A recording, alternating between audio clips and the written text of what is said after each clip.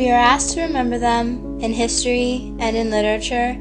We read their stories and the stories of others who knew them. We are told that what happened was an atrocity. The Jews of the Holocaust faced intense persecution, and they were not the only group. Many gypsies, socialists, and homosexuals went through the same things. For an American, born and raised after this all occurred, one would initially think there is no relevance. However,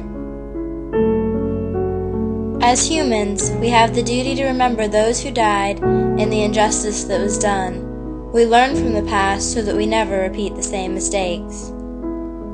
The best way to learn from our history is to listen to the people that were there, to remember the words and actions, to learn from them their lesson. Hear their stories, see who they are, and read their quotes.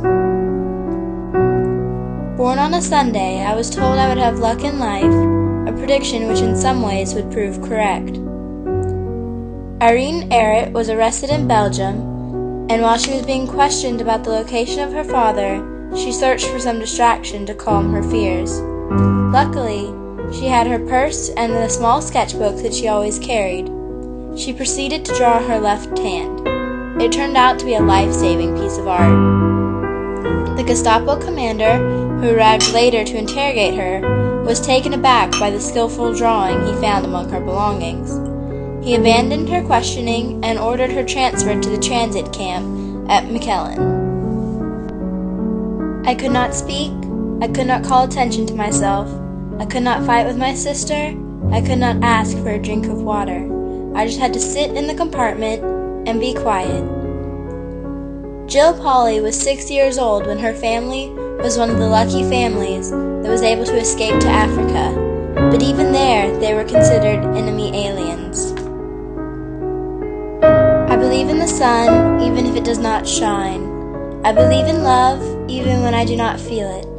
I believe in God, even when I do not see Him. This anonymous etching was found on the wall surrounding the Warsaw Ghetto, and it demonstrates that despite many of the challenges the Jews faced, most of them did not lose their faith.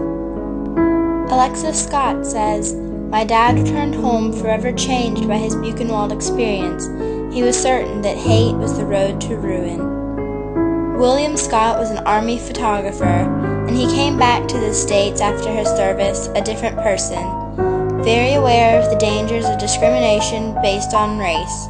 He simply would not stand for the Jim Crow laws, widespread segregation, and other forms of injustice. He began actively fighting against these.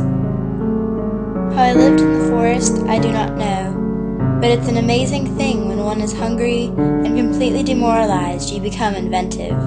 Charlene Skiff was only 13 years old when Nazis invaded her town and took her father. Not long after, they opened fire on their village, but her and her mother were able to escape.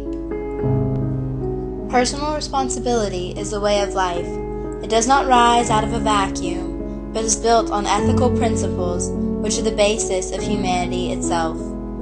George Wittenstein was a member of the White Rose, which was an anti-Nazi group of students at the University of Munich.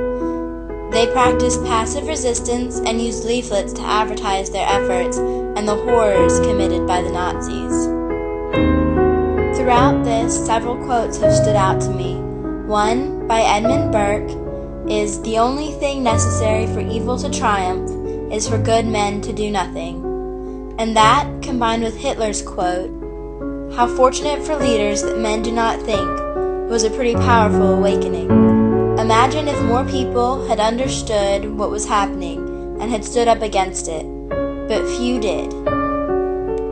Like the famous quote by Martin Niemöller, "First they came for the communists, and I didn't speak out because I wasn't a communist. Then they came for the trade unionists, and I didn't speak out because I wasn't a trade unionist.